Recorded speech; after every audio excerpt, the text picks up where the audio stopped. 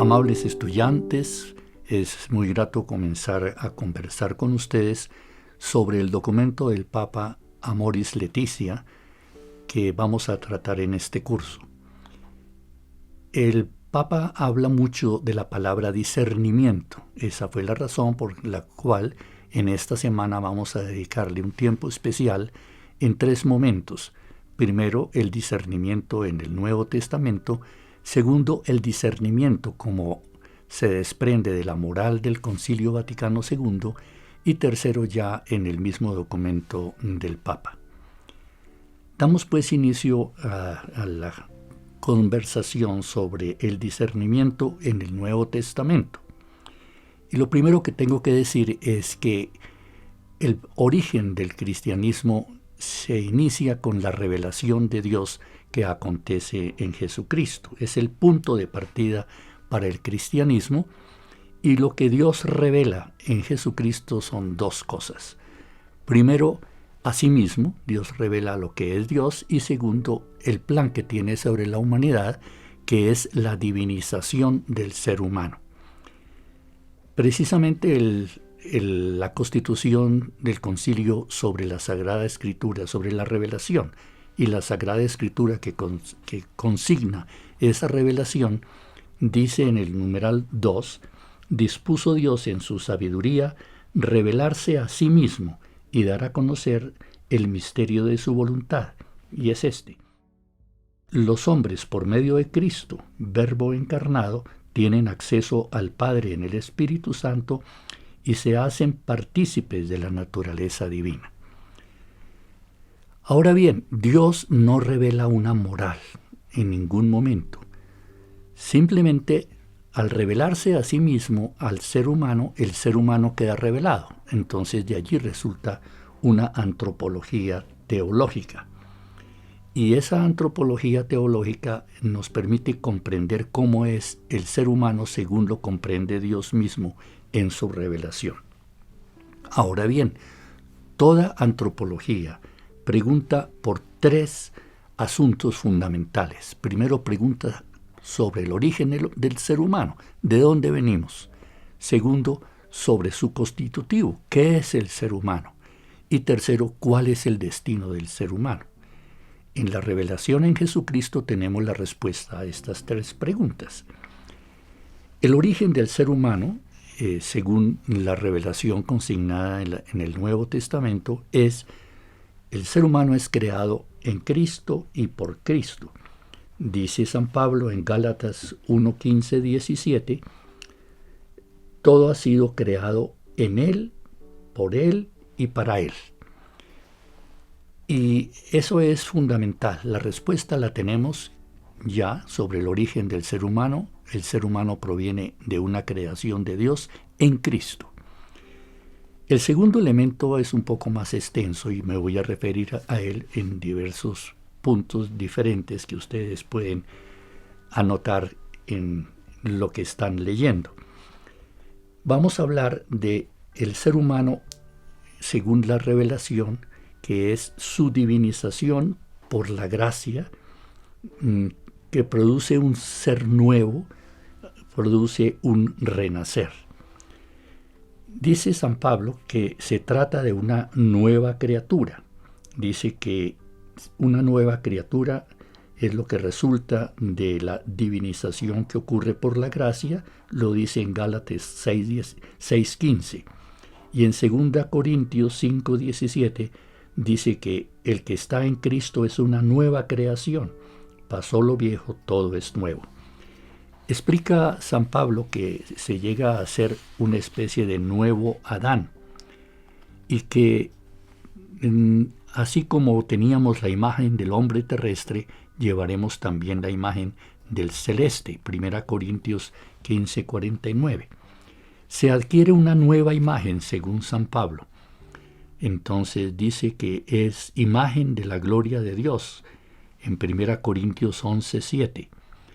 Y que Dios predestinó a reproducir la imagen de su Hijo a los que conoció de antemano, y eso lo dice en Romanos 8:29. Él es imagen de Dios invisible, Cristo, en Colosenses 1:15, y todos nosotros reflejamos como en un espejo la gloria del Señor, nos vamos transformando en esa misma imagen cada vez más gloriosa. 2 Corintios 3:18. Otro punto fundamental es cómo nos hacemos otros Cristos, es decir, cómo logramos una cristificación. Y eso lo repite San Pablo en muchísimos momentos de sus cartas. Dice que Dios envió a sus corazones al Espíritu de su Hijo, que nos hace decir Padre, de modo que ya no somos esclavos sino hijos, y si somos hijos también herederos por la voluntad de Dios, en Gálatas 4:6. El mismo Juan en su prólogo dice que vino a los suyos y no lo recibieron, pero a los que lo recibieron les dio poder de hacerse hijos de Dios, en Juan 1:12. Y dice también, miren qué amor nos ha tenido el Padre para llamarnos hijos de Dios, pues lo somos. También San Pablo habla de cómo debemos configurarnos y conformarnos a imagen de Cristo Jesús. Otra figura que utiliza es debemos revestirnos de Cristo Jesús, tener los mismos sentimientos de Cristo Jesús, y el proceso de hacernos Cristos es algo que avanza como desde niños pequeños hasta ser adultos, hasta que Jesucristo se forme en nosotros. En realidad lo que ocurre es una inhabitación de la Divina Trinidad, Padre, Hijo y Espíritu Santo, en el Hijo de Dios, en el otro Cristo que somos cada uno de los cristianos. Y dice San Pedro en su segunda carta 1:4 que todo esto es para que nos hiciéramos partícipes de la naturaleza divina. Esta realidad de la gracia que nos convierte en hijos de Dios y nos hace participar de sus mismas realidades es lo que llamamos la cristificación o reproducción en el ser humano de lo que es Cristo. Y eso ocurre por una semejanza que logramos con Dios. Nosotros nos hacemos Dios, nos divinizamos, pero no exactamente como es Dios, sino como una reproducción, como si fuéramos una fotocopia de lo que es Dios, de manera que Dios sigue siendo siempre Dios y nosotros una reproducción, una imagen de ese mismo Dios.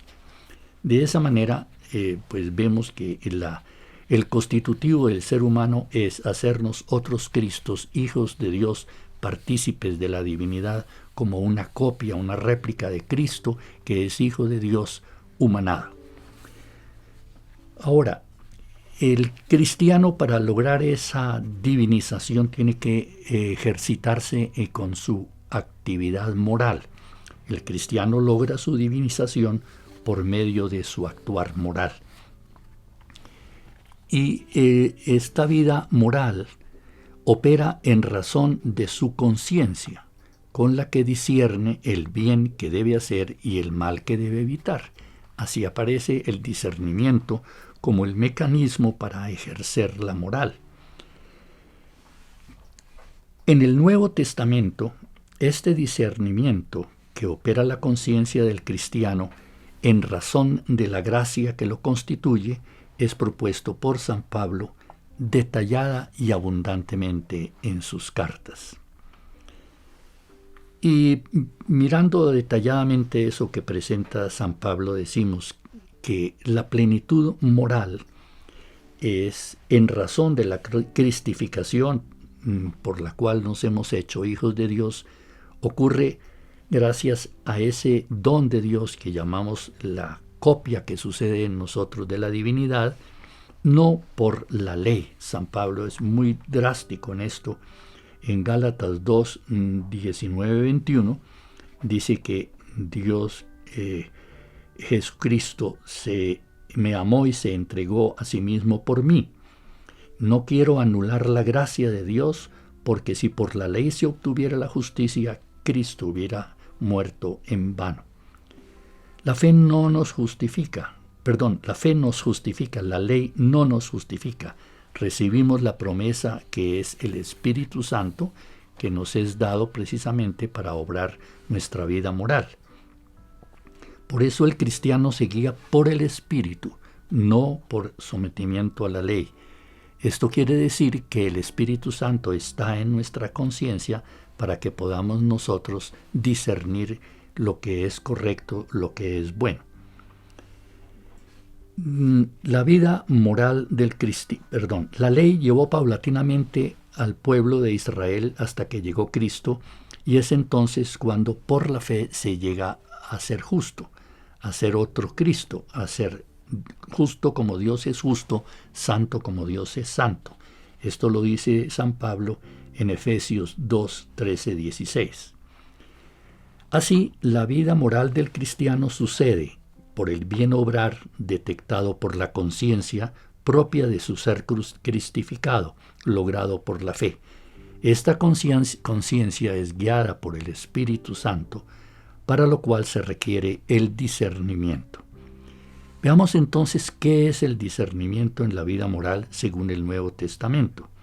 Es distinguir la voluntad de Dios, la vida moral del creyente que ha transformado su mente por la cristificación, le permite discernir cuál es el bien que debe hacer y el mal que debe evitar, lo cual equivale a captar la voluntad de Dios.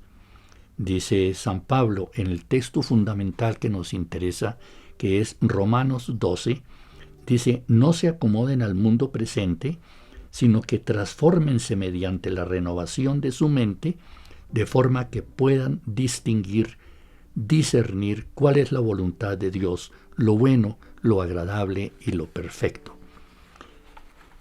¿Para qué es este discernimiento? El caminar como hijos de Dios, hijos de la luz, por contraposición a los hijos de las tinieblas, lleva consigo la puesta en práctica del discernimiento para ver lo que agrada al Señor. ¿Cómo sucede este discernimiento? La madurez en la vida cristiana comporta necesariamente la capacitación para discernir lo bueno de lo malo. En Hebreos 5:14 dice: a los adultos se les da el alimento sólido, pues ha adquirido una sensibilidad interior y son capaces de distinguir, de discernir lo bueno y lo malo. ¿Mediante qué se logra el discernimiento? El amor es el parámetro. El deseo y oración de Pablo a favor de sus comunidades se concentran en que los creyentes se capaciten por medio del amor para tener el tacto afinado que les lleve a discernir cuál es la voluntad de Dios. Dice San Pablo en Filipenses 1, 8, 10: lo que pido en mi oración es que el amor entre ustedes siga creciendo cada vez más en conocimiento perfecto y todo discernimiento, con que pueda aquilatarlo mejor para ser puros y sin tacha para el día de Cristo. ¿Contra qué trabaja el discernimiento? La solución ante el engaño o las posibles desviaciones en nuestro caminar moral hacia Dios, la herramienta es el discernimiento de espíritus, dice San Pablo, dice San Juan, en su primera carta 4:1. Queridos hijos, no se confíen de cualquier espíritu, sino examinen, disciernan los espíritus que vienen de Dios, pues muchos falsos profetas han salido al mundo. Veamos cuál es la condición necesaria para el discernimiento. El verdadero discernimiento cristiano consiste en que no se haga según el juicio propio, el propio criterio y la propia valoración de las cosas, sino que es absolutamente indispensable despojarse de lo propio para capacitarse con algo que solamente Dios puede dar, el examinar la voluntad de Dios procediendo como hijos de Dios. Eso es lo que dice en Efesios 5, 10. Examinen, disciernan qué es lo que agrada a Dios.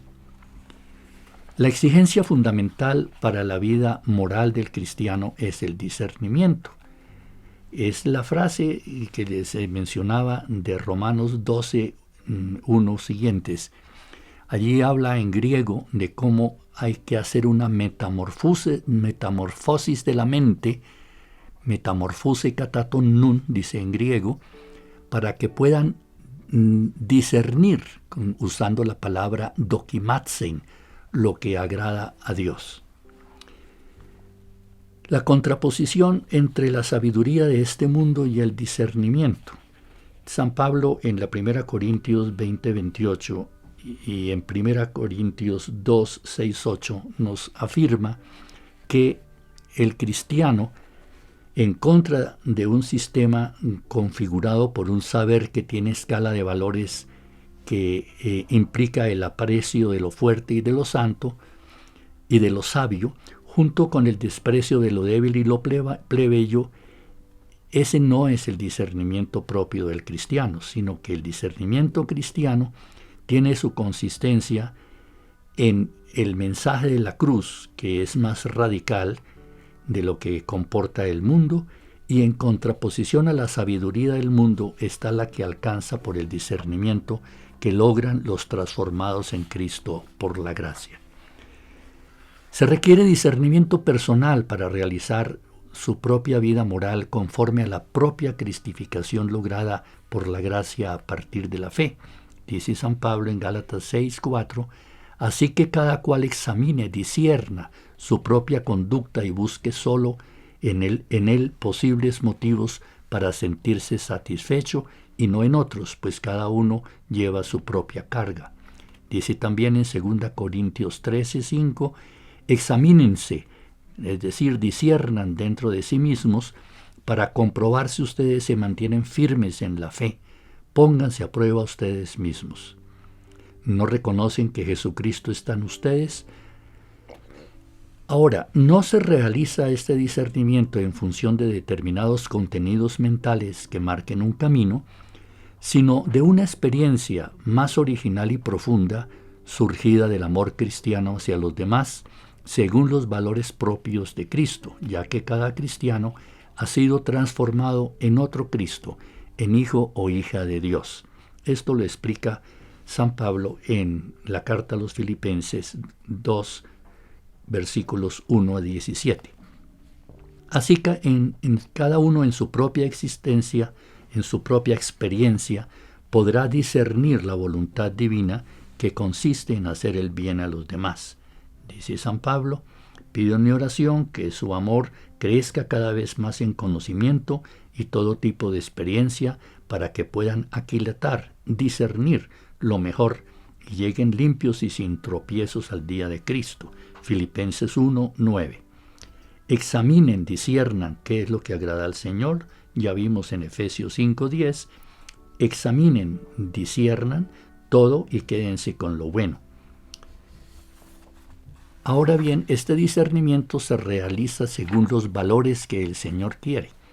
Dice San Pablo en Efesios 5:15-17. Así pues, miren, disciernan atentamente cómo viven ustedes. No sean necios sino sabios. Aprovechen bien la ocasión porque corren malos tiempos.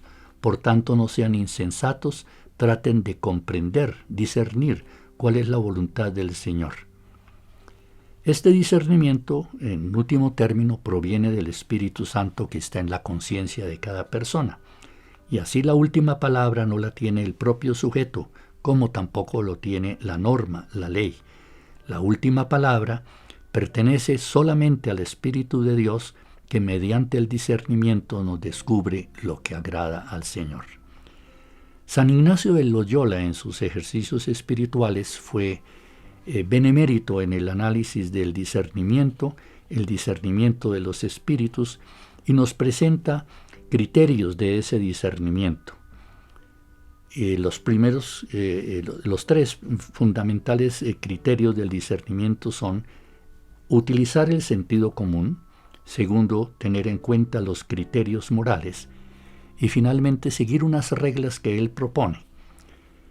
En San Ignacio ese proceso del discernimiento se presenta en diversos estados. En un primer estado, cuando hay mucha claridad que exime de toda interrogación, pues no hay duda, ya queda todo discernido.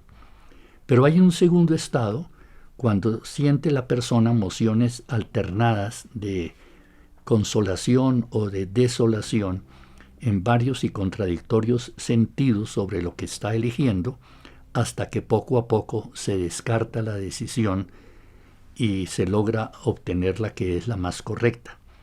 El tercer estadio o estado es el que acontece en tiempo tranquilo.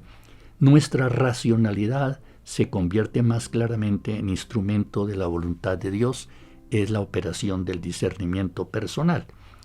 Entonces allí uno busca los pros y los contras de lo que está tratando de discernir, piensa en alguien que no ha conocido y qué le diría que hiciera, y entonces uno toma esa resolución, o imagina el momento en que va a morir y piensa qué le hubiera gustado a Dios decidir en ese momento, o imagina el momento del juicio definitivo de Dios y qué diría Dios de lo que uno escogió. San Ignacio termina diciendo este análisis del discernimiento, diciendo que hay que presentar al Señor la decisión tomada después de discernirla y pedirle la confirmación o aprobación que se manifiesta con signos de paz, de alegría duradera o que me lleva sin duda a amar mucho más. Amables estudiantes, ha sido grato compartir con ustedes esta exposición y los invito para seguir con las subsiguientes, que son sobre el discernimiento en la moral que proviene del Vaticano II y el discernimiento ya en el texto mismo del Papa Francisco.